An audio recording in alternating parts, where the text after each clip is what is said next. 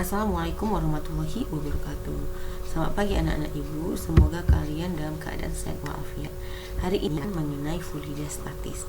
Sebelum kita pengertian dari fluidostatis, ada baikkan harus dulu apa itu pengertian dari fluida. Fluida adalah zat yang mengalir, contohnya itu berupa zat cair dan gas. Bisa misalnya air, kemudian minyak, kemudian udara, oksigen, karbon dioksida dan sebagainya. Air merupakan fluidostatis itu adalah zat yang mengalir. Air merupakan fluida, tetapi fluida itu bukan air. Paham ya maksudnya? Jadi fluida itu bukan hanya air, tetapi bisa juga berupa gas, itu maksud ibu. Jadi fluidostatis adalah fluida yang berada dalam fase tidak bergerak atau dalam keadaan diam, tetapi tak ada perbedaan kecepatan antar partikel fluida tersebut, atau bisa dikatakan bahwa partikel fluida tersebut bergerak dengan kecepatan seragam sehingga tidak mempunyai gaya geser.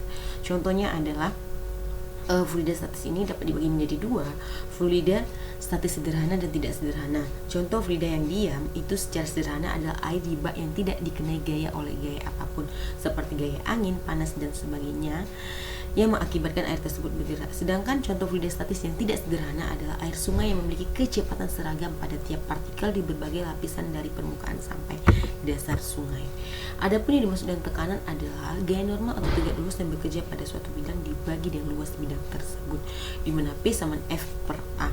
P itu adalah tekanan, satuannya ada atm, F itu gaya, satuannya newton, dan A itu adalah luas penampang, satuannya adalah meter kuadrat. Di mana satuan standar internasional tekan itu adalah Pascal atau disingkat dengan PA, atau juga bisa dikenal dengan 1 PA sama 1 Newton meter kuadrat. Ini 1 Newton per meter kuadrat. Untuk keperluan cuaca digunakan satuan atmosfer atau ATM, CMGH, CMHG atau mmHg, dan milibar.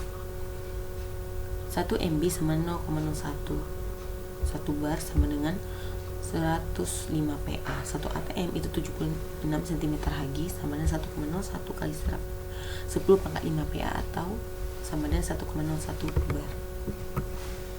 Penurunan rumus tekanan hidrostatis. Gaya gravitasi menyebabkan zat cair dalam suatu wadah selalu tertarik ke bawah. Makin tinggi zat cair dalam wadah, makin berat zat cair itu, sehingga makin besar juga tekanan zat cair pada dasar wadahnya. Tekanan zat cair yang hanya disebabkan oleh beratnya sendiri disebut tekanan hidrostatis. Jadi contohnya kalau tubuh kita ini, misalnya kita itu manusia kan berenang ke suatu laut atau danau, maka semakin dalam tubuh kita ini atau semakin kita ke dasar laut, maka itu semakin besar tekanannya, sehingga tubuh kita ini bisa hancur karena dari setiap sudut ini ditekan, dari kiri kanan atas bawah itu ditekan ya, dan dipengaruhi oleh namanya ketinggian. Semakin tinggi maka tekanannya akan semakin besar atau kedalamannya. Bayangkan luas penampang persegi panjang itu luas dan biasa sepanjang kali lebar yang terletak pada kedalaman H di bawah permukaan zat cair atau massa jenis 9 rho, seperti tampak pada gambar yang tadi, yang ini ya. Maka volume zat cair di dalam balok P kali lebar kali tinggi, sehingga massa zat cair di dalam balok adalah M sama rho kali V, di mana rho kali P kali L kali H. Berat zat cair di dalam balok F sama M kali G, di mana rho kali P kali L kali H kali G. Sehingga rumusnya ada P sama dengan F per A, di mana rho kali P kali L kali H kali G per P kali L, ini dia habis menjadi rho kali G kali H. pH sama rho kali G kali H, di mana rho itu adalah berat jenis air, satunya adalah 1000 kg per meter kubik, atau kalau di dalam gram itu 1 gram per centimeter kubik. G adalah besar percepatan gravitasi bumi, itu 9,8 meter per sekon kuadrat atau 10 meter per sekon kuadrat. H ada titik kedalaman yang diukur dari permukaan air, satunya adalah meter. Tekanan Gauge.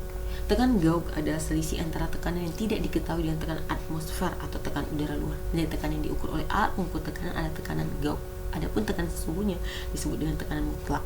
Tekanan mutlak sama tekanan Gauge ditambah tekanan atmosfer. P sama P Gauge ditambah P ATM. Sebagai contoh, sebuah pan yang mengandung udara dengan tekanan Gauge 2 ATM diukur oleh alat ukur memiliki tekanan mutlak kira-kira 3 ATM. Ini karena tekanan atmosfer pada permukaan laut kira-kira 1 ATM. Tekanan mutlak pada suatu kedalaman zat cair. Pada lapisan zat cair itu bekerja yang namanya tekanan atmosfer. Atmosfer itu adalah lapisan udara yang menyelimuti bumi. Pada tiap bagian atmosfer bekerja gaya tarik gravitasi. Makin ke bawah, makin berat lapisan udara yang di atasnya. Oleh karena itu, makin rendah suatu tempat, makin tinggi tekanan atmosfernya. Di permukaan laut, tekanan atmosfer bernilai kira-kira 1 atm atau 1,1 kali 10⁵ Pascal. Ini ada gambarnya. Ini udara, ini zat cair, ini ketinggian H, Jadi berapa tekanan mutlak pada kedalaman H? Tekanan hidrostatis zat cair rho kali G kali H dapat kita miripkan dengan tekanan GOP pada persamaan P sama P GOP ditambah P ATM. Dengan demikian tekanan mutlak pada kedalaman H dirumuskan P sama P 0 ditambah rho GH. Paham ya?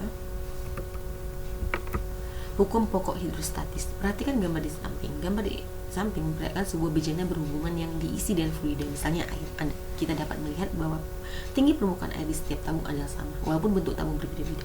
Bagaimanakah tekanan yang dialami oleh suatu titik di setiap tabung? Sama tekanan total di titik A, B, C, dan D yang segaris seperti ini. Jadi semua titik, hukum pokok hidrostatis berbunyi, semua titik yang terletak pada bidang datar yang sama di dalam zat cair yang sejenis memiliki tekanan mutlak yang sama. Jadi walaupun bentuk penampang tabung keempat ini berbeda, tetapi tekanan total titik A, B, C, dan D itu adalah sama. Persamaan hukum hidrostatis dapat diturunkan dengan memperhatikan gambar berikut seperti ini ya. Ini juga berlaku pada gambar hukum Pascal. Jadi misalnya suatu bejana berhubungan dimasukkan ke dua jenis fluida yang masih jenisnya berbeda, yaitu R1 dan R2. Jika diukur dari bidang batas terendah antara fluida 1 dan fluida 2, yaitu titik B dan titik A, maka fluida kedua memiliki ketinggian H2 dan fluida pertama itu memiliki ketinggian H1. Tekanan total di titik A dan B adalah sama. Menurut persamaan pokok hidrostatis, besarnya tekanan di titik A dan B bergantung pada massa jenis fluida dan ketinggian fluida di dalam tabung. Secara matematis dapat ditulis PA sama PB.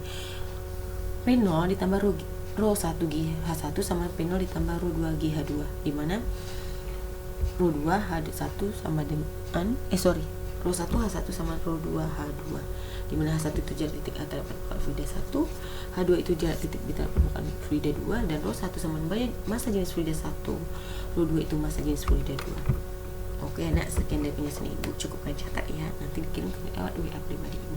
Wabillahi taufiq wal hidayah. Wassalamualaikum warahmatullahi wabarakatuh.